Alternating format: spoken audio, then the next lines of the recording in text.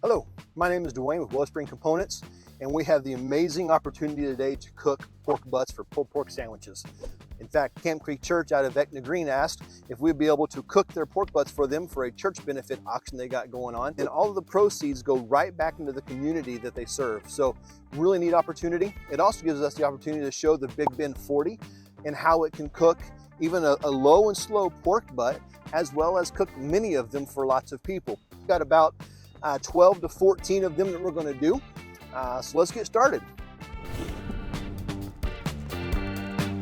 First things first is I use a Prairie Fresh, the natural pork butts. I do get the bone in. Because I'm cooking several of them, I try to find them around the same weight just for cook time purposes. I then also take a knife and I go through and I cut any loose pieces that are just kind of hanging off.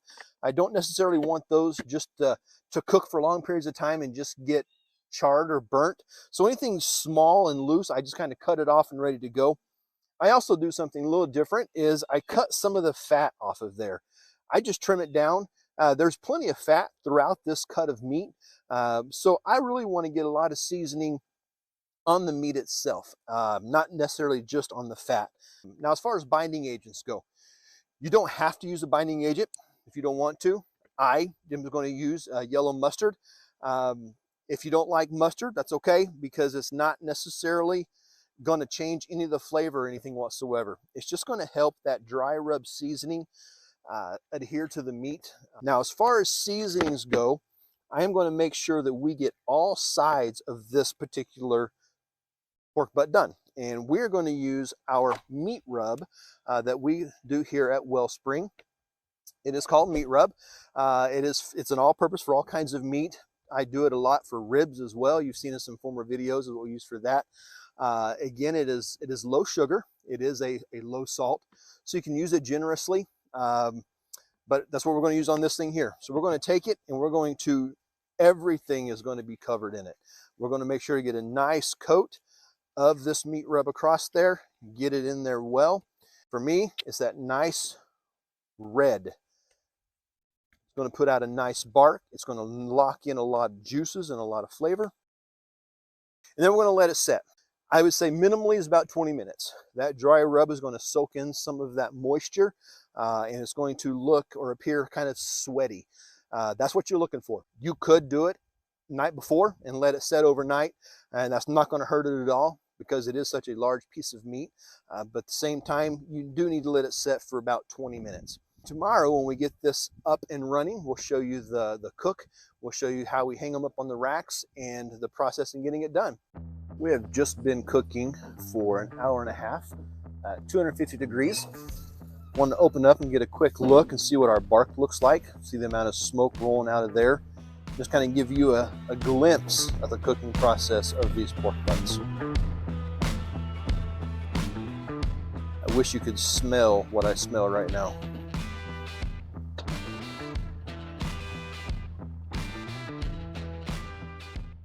We are on site now. We're going to be cooking these pork butts. I do have 12 of them cut, trimmed, and sitting on our cooker now. I did put about 50 pounds of briquette charcoal in there in order to maintain that low and slow cook. We also then added apple wood because that's kind of the flavor smoke profile we was going for today.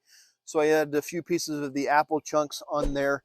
As you can see, there's not a fan in this thing.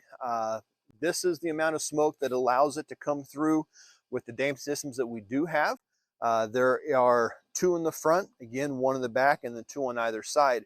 Right now, everything is closed with the exception of a 1/4 inch on the front, a 1/4 inch on the back, and then I have this top open, the chimney, just because I want to show you how much smoke is going to be coming through the flavor of the meat. All right, so we have been cooking these things at about 225, and we have been going for just over 7 hours. So it actually cooked a lot quicker than what I thought it was going to cook for all 12 butts. But our internal temp now is about 205. 205 to 207 is kind of where we were shooting for on that. As you can see, there is a nice bark on there, and it is just ready to fall apart. In fact, one of my favorite parts about cooking is pulling out that bone. And when you pull out a nice clean bone, then you know that you are done. You are to temp. You are right where it needs to be. So again, we are cooking for this benefit today, And the next process we have is we're going to have a crew and start pulling this apart, rebagging it, putting the juices back in, and getting ready for our crew to come in.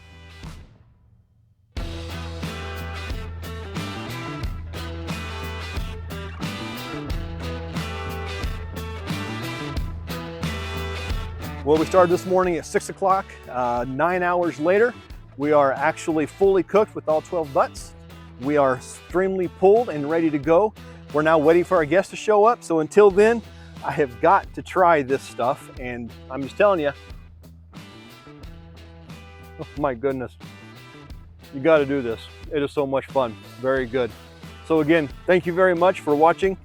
Click on the link down below. That way, if you want to keep following some of the different stories or cooks that we do. And if you ever want to check out the Big Ben and the Big Ben 78, feel free to click on the website and look for all the details there. Again, thank you much.